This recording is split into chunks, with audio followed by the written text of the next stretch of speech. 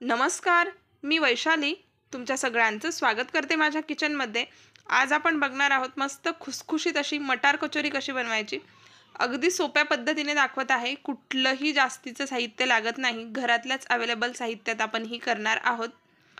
छान खमंग तयार होते.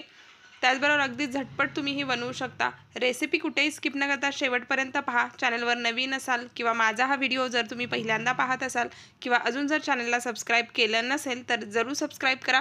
व्हिडिओ आवडणारच आहे तर एक लाईक करायला विसरू नका. चला तर मग आजच्या मस्त स्वादिष्ट आणि चविष्ट अशा रेसिपीला सुरुवात करूया. मटार कचोरी बनवण्यासाठी आपण इथं कचोरीच्या कवरसाठी लागणारं पीठ सगळ्यात आधी भिजवून घेणार आहोत. त्यासाठी इथं मी एक वाटीभर गव्हाचं पीठ घेतलंय आणि एक वाटीभर मैदा घेतलाय. हे दोन्ही आपल्याला स्वच्छ चाळून घ्यायचंय.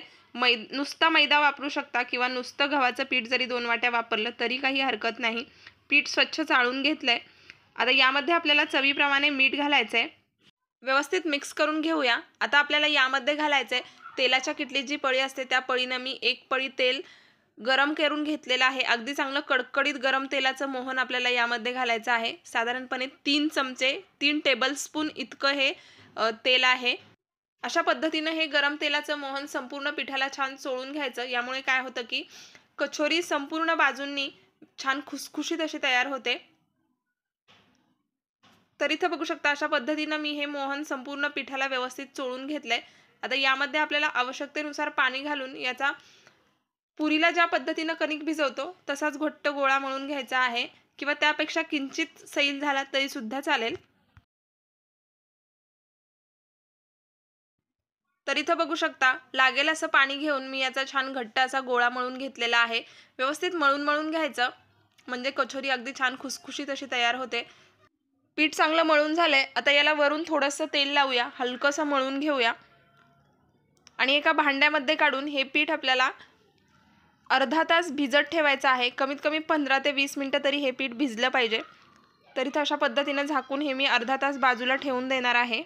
पीठ भिजतंय तोपर्यंत आपण कचोरीसाठी लागणारं सारण बनवून घेणार आहोत. त्यासाठी इथं मी 1.5 वाटी छान कोवळा फ्रेश असा मटार घेतलेला आहे. त्याचबरोबर मी इथं घेतलेल्या आहेत 5 हिरव्या मिरच्या आणि 1 इंच आलं अशा पद्धतीनं तुकडे करून घेतलेलं आहे. मिरच्या तुमच्या आवडीनुसार थोडंफार कमी जास्त करू शकता. गॅसवर कढई गरम करण्यासाठी ठेवली आहे. त्यामध्ये तेलाच्या किटलीत जी पळी असते त्या पळीनं मी 1 पळी तेल घालून घेतलंय. तेल चांगलं गरम झालं की यामध्ये आपल्याला मटार घालायचा आहे. त्याचबरोबर यामध्ये घालूया हिरव्या मिरच्या आणि आल्याचे तुकडे. 2-3 मिनिटं हा मटार आपल्याला चांगला तेलावर परतून घ्यायचा आहे. मिरच्या आणि मटारला छान डाग पडेपर्यंत आपल्याला हा परतायचा आहे. मी इथं गॅसची फ्लेम मीडियम ठेवलेली आहे आणि मीडियम फ्लेमवर एकसारखं हलवत अशा पद्धतीनं हा मटार छान असा परतून घेतेय. 2-3 मिनिटं मिरच्या मटार चांगलं परतून झालंय. आता यामध्ये मी घालते 1 चमचाभर साखर. थोडीशी साखर घातल्यामुळे कचोरीला चव खूप छान येते. त्यामुळे अवश्य थोडीशी साखर घालायची. व्यवस्थित मिसळून घेऊया आणि आता झाकण ठेवून आपल्याला पुन्हा 2-3 मिनिटं हा मटार चांगला वाफवून घ्यायचा आहे. म्हणजे छान अगदी मऊ असा हा शिजला जातो. मटार कोवळा आहे त्यामुळे शिजण्यासाठी फार वेळ लागत नाही. तर अशा पद्धतीनं मी झाकण ठेवून पुन्हा 2-3 मिनिटं याला वाफ देणार आहे. तर इथं बघू शकता मस्त असा मटार चांगला वाफवून झालाय. छान मऊ असा शिजलेला आहे. हाताने दाबून बघितलं तर तो व्यवस्थित मऊ होतो. अशा पद्धतीनं आता हा मटार आपल्याला थोडासा थंड करून घ्यायचा आहे. थंड झाल्यानंतर इथं मटार मी मिक्सरच्या भांड्यामध्ये घालून घेतलेला आहे. आता हा मटार आपल्याला झाकण लावून मिक्सरवर अगदी जाडसर असा वाटून घ्यायचा आहे. म्हणजे पल्स मोडवर मिक्सर फिरवायचा आहे. तर इथं बघू शकता अशा पद्धतीनं मी मटार छान जाडसर असा वाटून घेतलाय. मिरच्याही व्यवस्थित वाटल्या गेलेल्या आहेत. मध्ये थोडंसं चमच्याने हलवून थोडंसं फिरवलं किंवा पल्स केलं मिक्सरला तर तो अशा पद्धतीने छान एकसारखा असा जाडसर वाटून होतो. जास्त फिरवलं तर त्याची पेस्ट होऊ शकते. त्यामुळे वाटताना थोडीशी काळजी घ्यायची आणि काळजीपूर्वक आपल्याला हा जाडसर वाटायचा आहे. आता यामध्ये मी घालते 1 चमचाभर धना पावडर, 1 चमचाभर जिरे पावडर, थोडासा गरम मसाला, चवीप्रमाणे मीठ घालायचं आहे. त्याचबरोबर मी यामध्ये वाटताना थोडीशी बारीक चिरलेली कोथिंबीरही घातलेली होती. थोडंसं लिंबू पिळते. आपण मगाशीच साखर घातलेली आहे. व्यवस्थित मिसळून घेऊया. हाताने छान सगळं सारण एकजीव करून घ्यायचं. तर इथं आपलं कचोरीचं सारण बनवून तयार आहे. पीठही चांगलं भिजलंय. आता लगेचच आपण कचोरी करायला घेणार आहोत. पुरी करण्यासाठी आपण जेवढा पिठाचा गोळा घेतो तेवढा या पिठामधून मी काढून घेतलेला आहे. हातावरती चांगला एकसारखा करून घ्यायचा आहे. अशा पद्धतीनं बघू शकता. आता सुक्या पिठामध्ये घोळून आपल्याला याची वाटी बनवून घ्यायची आहे, किंवा आपण पुरणपोळीला जशी पारी बनवतो किंवा वाटी बनवतो तशी याची एकसारखी अशी आपल्याला पारी बनवून घ्यायची आहे अशा पद्धतीनं. आता यामध्ये आपल्याला 1 चमचाभर सारण घालायचं आहे आणि पुरणपोळीचा उंडा आपण जसा सील करतो तसाच हा आपल्याला व्यवस्थित असा सील करून घ्यायचा आहे अशा पद्धतीनं. तर इथं बघू शकता अशा पद्धतीनं मी ही कचोरी व्यवस्थित अशी सील करून घेत आहे. वरती जी काही थोडीशी कणिक आलेली आहे ती आपल्याला काढून घ्यायची आहे.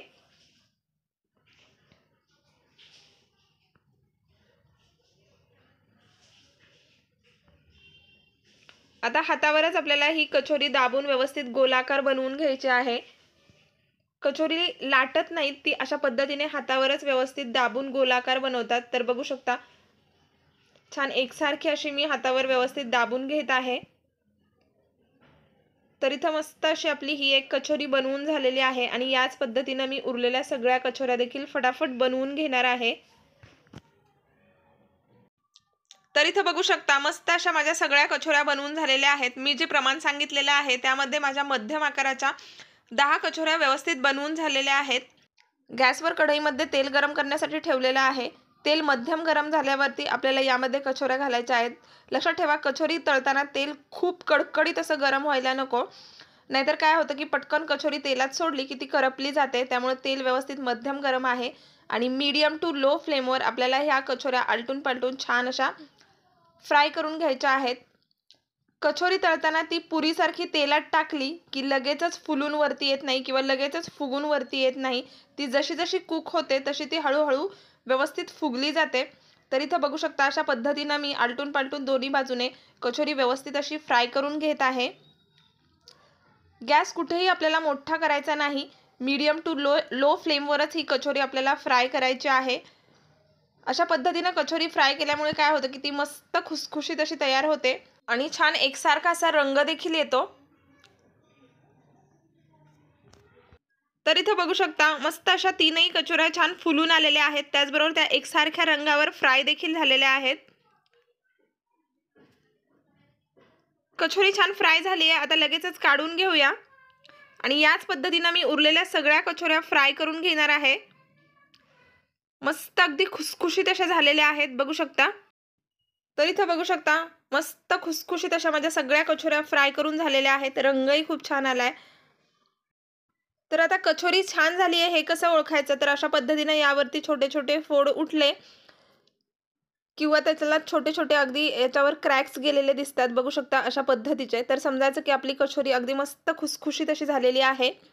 तर या पद्धतीने ही कचोरी नक्की बनवून बघा, मुलांना नक्की आवडेल. बाहेरचं काही खायला देण्यापेक्षा घरी बनवलेलं कधीही अतिशय पौष्टिक आहे.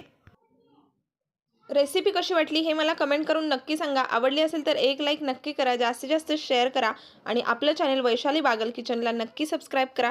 व्हिडिओ पाहिल्याबद्दल धन्यवाद. पुन्हा भेटूया अशाच एका छानशा स्वादिष्ट आणि चविष्ट अशा रेसिपीसोबत. तोपर्यंत बाय बाय.